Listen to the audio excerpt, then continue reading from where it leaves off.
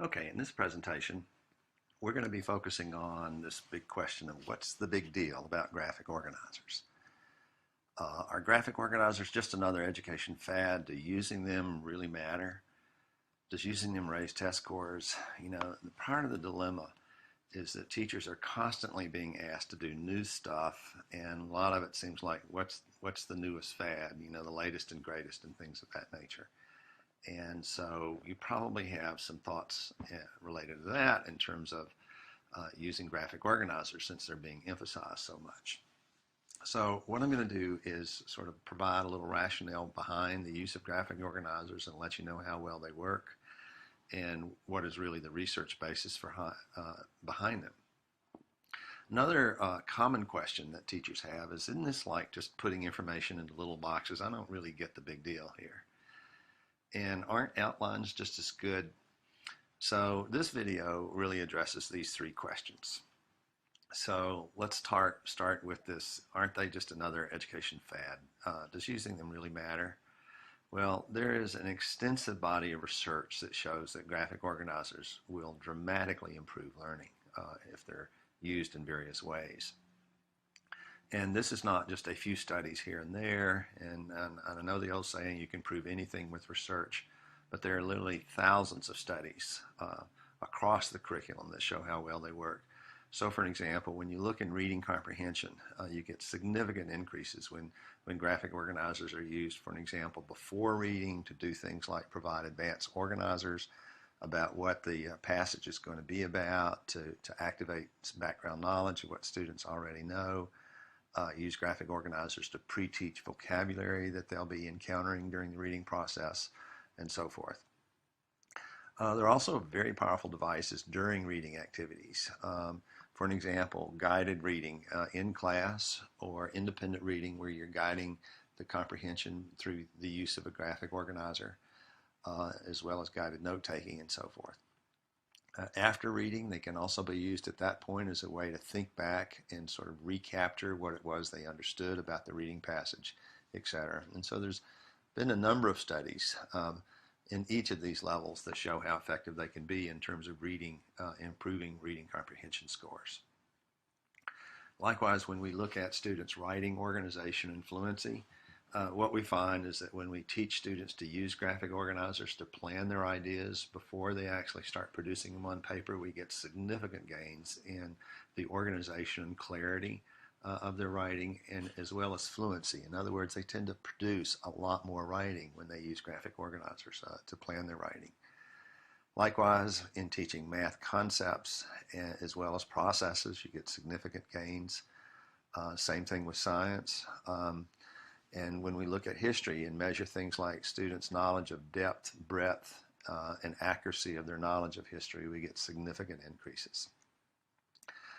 There's studies that show that these are really powerful devices for students that are learning English as a second language. Likewise, very strong tools to use with students with learning disabilities. And they even work with students that are intellectually gifted. So here's an example of a study to kind of give you a sense of how this research works. This particular study was done in an Alabama high school, and it looked at teaching American history, and it focused on closing the gap and how well the Make Sense strategies worked. So for an example, we had one teacher and a different teacher, so you sort of have like a control group and experimental group. And in this study, there were like 98 kids. There's 32 high achieving, 32 typical achieving, 32 low achieving, and 96 kids. 16 of the low achieving kids were also students identified as LD. And what we were looking at were changes in students' knowledge about a mini unit that were measured at the end of the mini unit. So basically what we would do is measure what they knew before the mini unit about a topic and then afterwards. And so teacher A would teach this first mini unit using their traditional guided note-taking and discussion type of instruction that you often find in a history class. And then in the second week, taught a different mini unit using the Make Sense graphic organizers. Meanwhile, at the same time during week one, teacher B taught the same mini unit as teacher A did, but used the make sense. And then in the second week, taught the same mini unit as teacher A did in week 2, but used the traditional instructional procedures. So what you have is a reversal design here, so that each teacher used each technique, but in a different order, and they sort of serve as their own control groups that way. So what we found was really pretty interesting stuff. First of all, we measured how much new knowledge high-achieving students typically gain when teachers use traditional content instructional messages. So HA are the high-achieving students, and that bar reflects new knowledge gained. And so that basically establishes a high water line as what's the most students typically learn when traditional instruction is used. And those are things like text-based, guided note-taking, class discussion. And then we measured how much new knowledge the typical achieving students are getting in the same classroom. And so, not surprisingly, you're going to have a gap between how much high achievers tend to learn and how much typical achiever tends to learn when traditional instruction is used. And it was about 21% more in terms of what the high achievers learned. Then we looked at students that we identified as low achieving students and how much new knowledge they typically gained in the same classroom with the same methods. And so there's typically a gap, so that typical achievers tend to learn 29% more than low achievers do in the same classroom. And so and also students that were identified as LD that were also low achievers, the gap there was about 27%. So now we have a sense of what we can expect when typical instruction is provided using guided note-taking, lecture kinds of things that often occurs in history classes. So when we started using Make Sense and then compared how much more typical achiever learned as compared to what the high achievers were learning under the traditional model, as you can see, the typical achievers learned within 4% of what high achievers were learning under the typical model. So Make Sense seemed to make a significant impact on breadth, depth, and accuracy of understanding for typical achievers. With low achieving kids, the gap was reduced to 9%, and with students with learning disabilities, the gap was 11%. So basically, it kind of looks like, at first glance, that Make Sense strategies and the use of graphic organizers is a pretty powerful tool for reducing the gap. That's, as you might guess, we were pretty jazzed about that data. But then when we looked at what happened to high achieving students, they actually increased their learning as well. And so what happened was it effectively raises the bar, if you will, in terms of how much more students are learning and increasing their knowledge of history, but the gaps remain. So in other words, we weren't really closing the gaps, but we were raising the bar. And in other words, everybody is learning more, which ultimately I think is probably the most important goal, which really raises kind of questions about whether closing the achievement gap really should be the goal or whether it should be maximizing the learning of all students. In this study, this was a 5th grade history class. And here what we were looking at is how well that students, 5th grade students, immediately after the social studies lesson identified key things that the teacher had identified as what were really important things that she had taught. And so what we were looking at is things like what was the whole lesson about, what were some really important main ideas or different topics from the lesson, and why do you think they're important, and what are some specific things or facts you learned from the lesson that were really important, and why do you think so? And so we were interviewing these kids, and they would identify their responses to these questions, and then we would create webs to sort of reflect their knowledge. And then we compared what they identified as important information that they got out of the lesson with what the teacher said that was really emphasized during the lesson that she hoped students would learn. And so, for an example, we would look at the number of main ideas the students identified that matched with the number of main ideas the teacher said that she taught. And then we do the same thing with details. And what we found is before the teacher was using Make Sense, not one of them matched up. And afterwards, on average, about 4. This was within a 50-minute lesson. The number of important facts that matched in terms of what students identified as important facts and what the teacher identified as key facts, on average about 2.4. And after she started using Make Sense, it jumped up to 12. Now you may be thinking, well, if you had a lousy teacher, you might get results like this. The reality of it is this was a fabulous teacher. It's the kind of teacher that you would want your child to have in 5th grade. This teacher eventually became Alabama Teacher of the Year. So we're really not talking about some sort of half-baked teacher. We're talking about a teacher who was already really good. But if you look at the data, you can see that even with really good teachers, you can get significant increases. This is a study on vocabulary. And what we were looking at here is how much new vocabulary students were learning in typical, and this again is a social studies area. And so this was 11th grade typical achievers, and not surprisingly, the students were learning about 81% of the vocabulary on their tests. And students with LD were getting around 71%, and actually on the pretest. I was actually kind of surprised that the students with LD were doing that well. I think it says much about how hard the students, the teachers, the special education teachers were working with these students to maximize their success. So this is before the Make Sense vocabulary tools were used, and then the history teacher used it with all the students. So this was an inclusion class, and then we started looking at whether that actually made a difference and whether students were learning more vocabulary as a function of the tools. And what we found out was your typical achievers went from 81 to 98%. Likewise, the students with LD, 71%, they went to 97%, which is pretty happy with those scores, I can tell you. So typical achievers made 17-point gain, students with LD a 26-point gain. So the students with LD were basically going from low C's to high A's on vocabulary tests. This is a study that looks at the writing fluency of 8th grade students with LD. Now fluency is how much writing you actually produce. So we weren't looking at organization or clarity or things like that. We were basically just looking at fluency. And so we had a control group of 28 students with learning disabilities, all 8th graders, and another experimental group, and this is a true experimental design, which means they were randomly placed into each group. And then we also looked at about 20 typical 8th graders and how well they do, just to kind of give us a sense of what's typical. And what we found is when you simulate a high-stakes essay type test, where students are picking a topic of interest and then they're asked to respond to it in some way, they typically write an average of 117 words.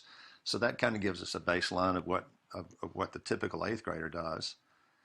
Whereas students with LD typically do produce about 27 words on the same task. In this case, the control group wrote an average of 26 words and the experimental group about 29 words. So then we started doing Make Sense with the students in the experimental group and then measured on the post-test to see what would happen. And what we found was the control group really didn't change that much, not a lot of difference between 24 and 26 words on average. But look what happened to the students with LD that got the Make Sense. They were writing an average of 29 words. And on their post-test, they were producing an average of 26 words. So that's like a 97-word gain more than the pretest. And they're actually performing higher than the typical 8th graders on those measures of writing fluency. Now this study looks at the impact on the Alabama on AYP writing assessment. And so we were interested here in terms of what impact did Make Sense have on different types of schools based on their prior performance. So for an example, we looked at 9 schools that were extremely low performing on these measures, 8 schools that would be just low performance, like 38%, almost 39% of their students were making AYP, 7 that had moderate performance, around 57%, 58%, and then a couple of schools who would be considered pretty good performance. They were about 73% of their students were scoring, meeting those standards. And then they all did make sense. And so we were interested in seeing who made gains or if they made gains. And here's what we found out. Of the students that were meeting or exceeding the standards before, that's what our scores are here, and these are the percentage of students meeting or exceeding the standards after they started implementing Make Sense. So what this data suggests is that, first of all, the extremely low performing schools are going to more likely make the biggest gains, and the low performing also some pretty significant gains. But as schools that are already performing fairly well or even fairly good, they do make significant gains. But the amount of gains you can expect from them is probably not the same amount as what you can expect from the lower performing schools. And that's because these schools are already doing pretty well, and there's sort of a ceiling effect. But it does give you a sense of what kind of impact use of the Make Sense had on these high stakes writing assessments. Now, this study looked at semi-rural 5th grade, and these are the number of students before. And that year, the statewide average of percentage of students meeting the standard was around 30.9. And then we had a couple of schools that were matched in terms of their performance, and they're both fairly low performing schools. And in year 2, again, this is before they started implementing Make Sense. And then in year 3, this is what happened. This school went from 28% to 51%, which is about a 35% gain. And school 2 jumped up from 10% all the way to 62%, which is a 52% gain. And then in year 4, those gains continued. So basically, the Make Sense schools averaged around 28.5% percentage points gains per year. And though non-Make Sense schools at the same time were averaging about 9% gains per year. This is looking at semi-rural high school writing assessment, and we compared a non-Make Sense high school with one that was using Make Sense. And of course, in year 1, neither one of them were using Make Sense, and they were matched in terms of their performance. So we were kind of curious to see whether semi-rural, what would happen in that kind of situation. So both schools are performing at the same year, the same level in year 1, and then the Make Sense school started doing Make Sense, and a year later they went from 51 to 71%. So that was a 26% gain. This is a study that was actually an action research study by a teacher in California looking at its impact on students learning English as a second language. And these were the percentage of students meeting or exceeding standards there.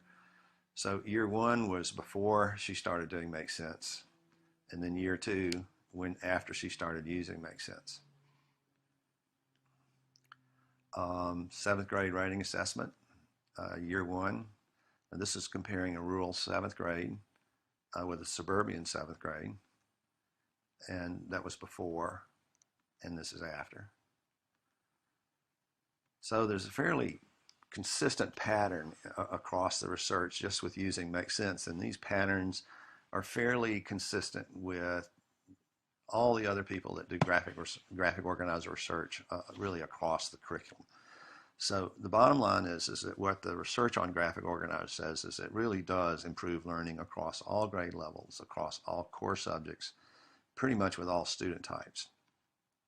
And if you'd like to know more about the research basis for graphic organizers, I've included a link to a document titled Research-Based Statements About Graphic Organizers that you can read, and it provides sort of a more research synthesis, and it provides all the sites and references and that sort of thing for you.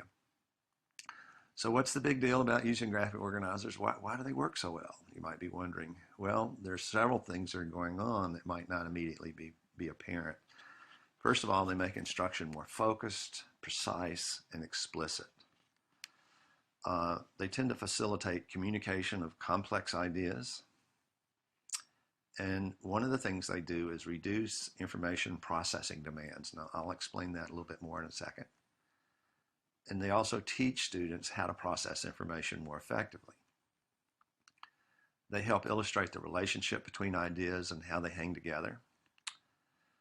So one of the questions you might have is that what is it about graphic organizers that makes the instruction more focused and explicit? Well, graphic organizers typically depict one of four really common ways of structuring or organizing information. And so you have hierarchic, compare and contrast, cause and effect, and sequence. And so your basic web reflects a hold apart or hierarchical information. And frankly, most of the information that we teach in schools is organized via a hierarchic structure. Pretty much everybody's familiar with Venn diagrams, so obviously that's a form of compare and contrast. Your simple cause and effect, and then sequence. Now with sequence, you can have linear sequence, like a sequence of steps, or you can have a sequence as in a cycle. So here's why these things work. One of them is they make the information more explicit. In other words, the clearer and more explicit the information you teach, the more likely kids are going to learn it. The more fuzzy the information is taught, the more fuzzy the learning. So the idea is that when you're using graphic organizers, what is actually put on the graphic organizer itself tends to be much more explicit and clear. Part of the problem is you've only got a limited amount of space for communicating ideas on a graphic organizer, so you have to really think about, of all the stuff I could write, what's really critical that I get in, put on the graphic, because I really don't have much room to write. So that requires the teachers to be a lot more precise in terms of thinking about what's really critical information, as well as concise, in other words, to use less words in order to capture the idea. Thus, it eliminates a lot of verbiage. So part of it is the device itself just basically forces us to be more precise and concise in our instruction, and that makes it more explicit. Another thing you have to do when you're using graphic organizers is really carefully weigh and evaluate the information you're going to note on it, because you really just don't have time to note everything on it. So you have to very carefully think about what's more important than other ideas. So you're prioritizing it, and you're listing just essential information that has very high priority. And it's very important that you do this in kid-friendly language. Now, some sort of novices that are using graphic organizers often try to cram paragraphs into the circles or boxes and so forth, and it's really not about that. They should be bullet statements. They're using very precise and concise language. So you'll notice that this particular web itself all consists of a series of bullet statements. Now, another important question is, well, so how do they reduce information processing demands? Well, here's an example of how this explanation is going to be organized. So you can see I've got a topic and some main ideas there, and then one of those main ideas has a couple of details. So you know ahead of time how I'm going to be explaining this information. So let's talk about information processing, and that always involves three really critical things. Now, one of those critical things is whenever you're learning about new information, you're constantly trying to locate in your own memory seemingly related background knowledge that you can link the new stuff to. It always involves integrating that new knowledge with background knowledge. Now, that integration process involves two really critical cognitive processes. One is elaborating the new information, and one is determining how it's organized. Now, elaborating the information are things like summarizing it or making connections to experiences or forming visual inferences about it or forming questions about it. Anytime you're really integrating and engaging and thinking about the information in different ways, you're elaborating. And if you don't elaborate it, you won't remember it. That's one of the basic laws of learning. So that's a key part of information processing.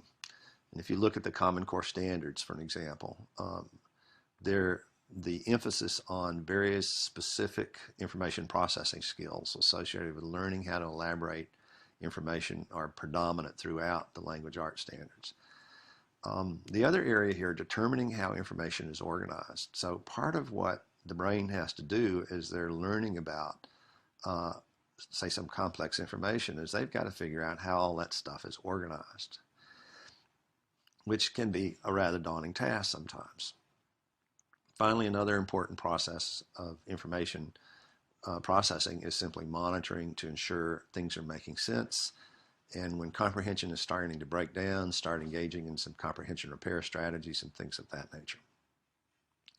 Well, the stuff in the middle is always pretty much the hardest part of information processing. And that's integrating the new information with background knowledge to elaborate it and determine how it's organized. And obviously, the more complex and unfamiliar the new information, the harder it is to determine how it's organized. So here's the thing about graphic organizers. If you show students how the information is organized before it's presented, it makes it much easier for students to process and understand because the brain doesn't have to work as hard to make sense of it. The organization part is already taken care of. And the implications of that are really huge. So for an example, if the organization is revealed at the beginning of the lesson, then students don't have to work as hard to understand it because the information process demands have been reduced. In other words, you can teach at more sophisticated levels as opposed to having to dumb down the curriculum. Now, a lot of teachers are using outlines, and many use them very successfully. So an important question here is, well, what about outlines? Aren't they just as good as graphic organizers? Well, the key is whether the organization of the information is self-evident to the learner. So a lot of the things about graphic organizers is they make that organization visually apparent to the learner. So let's compare outlines with various graphic organizers across those types of information structures. So for an example, when we look at hierarchical information or hold apart, you can ask yourself, well, does an outline, can you look at an outline and see hierarchical information? And can you look at a graphic organizer and see hierarchical structures? And certainly you can with both. Well, what about cause and effect? Can you look at an outline and see cause and effect?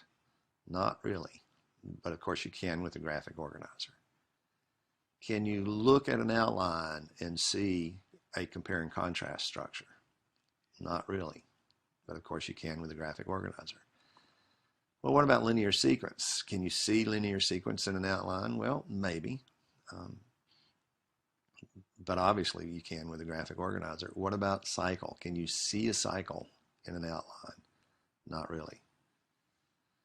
So the point is here is that there's some important implications. Now, outlines have a lot of merit. They're a whole lot better than nothing. And some teachers use these very effectively, but the key thing to remember is you do want to use outlines, but be selective about when you use them because their effectiveness is really limited to just hierarchical information. And the dilemma is so much of the information also reflects some of these other structures like cause and effect, compare and contrast, sequences and cycles. So when you're doing hierarchical information, outlines work pretty well, but not so much when you're addressing information structured in other ways. So why do graphic organizers have such a dramatic effect on breadth, depth, and accuracy of content knowledge? There are two key reasons. The first reason is they put the focus on relational understanding or how ideas hang together rather than memorizing the seemingly disconnected bits and pieces of information. So that it's more focused on understanding rather than memorizing. Another key reason is the use of graphic organizers facilitate student elaboration of ideas. They're working on critical things like information processing skills that are addressed by literacy standards, things like summarizing the gist or main ideas and critical details. Students also learn how to think about the information. Now, if you look at a couple of examples here, the hierarchic or hold apart structures. Of course, a web is the most common type of that. So you have hold apart. Well, we can take this a step further. So for an example, consider what happens when thinking when hold back to whole prompts are added to the graphic organizer. So you have topic is about, what's the gist of what the whole thing's about, what's a main idea, and what are critical details associated with that main idea, what's another main idea and its details. And then at the bottom, so what? What's important to understand about this? So you have what's the whole thing about, and then breaking it down into essential elements, and then going back to the whole. What's important to understand about this whole to back to whole. So those prompts can really take students to a whole nother level of thinking. And by the way, if students can't address the so what, then it raises an important question of why teach it to begin with. So let's take a look at this matrix from high school on imperialism in Cuba and the Philippines. So you have Spanish control of Cuba versus the American control of the Philippines. And so you have these various subtopics. And so a matrix like this really helps students organize a lot of fairly complex information into a format that really makes it more understandable. So quite a bit of thinking is required to analyze text in order to come up with the information to put into this and to figure out what these categories are and to identify and then summarize the essential information. Now, generally, it's a very good idea for teachers to determine what the subcategories are and then work with students or have students work together in order to come up with the information for the details. It's not a good idea to have students try to figure out what these categories are because they usually don't know enough about the topic to do that well. But then look what happens when we tweak it a little bit. So you have this, which is a really powerful tool as it is, but let's add a little something to it. A section for drawing conclusions. And so now for each of these major topics, and these are the details related to each, if you have them also draw a conclusion, then you've taken the thinking to yet a whole nother level. So you can it's a very practical way of really building in higher order thinking skills in a very applied way. So what I want to do now is just share a little bit more about the power of these various prompts. So here's a literature graphic organizer we'll use in elementary school. And so you have title, setting, and characters. What led up to your favorite part of the story? What happened during your favorite part of the story? A reason why you liked it and a couple of details. Another reason why you liked it and a couple of details. Well, right now that looks like kind of a basic literature analysis graphic organizer, but what it's also doing is sort of the precursor for teaching students how to do persuasive writing because you're explaining why you liked it and providing details.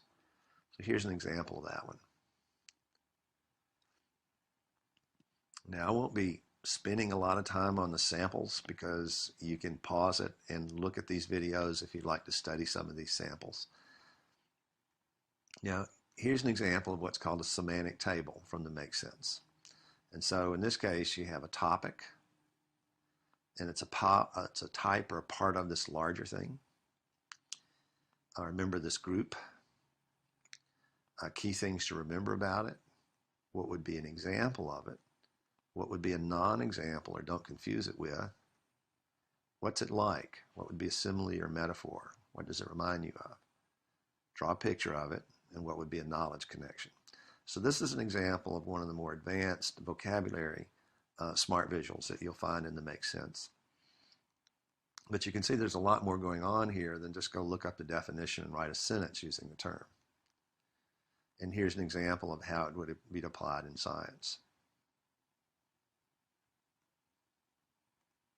Here's an example of using the same tool as it applied to, I believe it was 5th grade history. So there's a lot more going on with graphic organizers than just putting information in little circles and boxes. In part, it's the visual representation of the information structure. And it's also the prompts that are added to them that really makes them powerful. So if you'd like to see more and read more about graphic organizers and why they work so well, there's also a handout that I've included that you can link to called Graphic Organizer Q&A that explains all this and provides a lot more examples if you'd like to see that.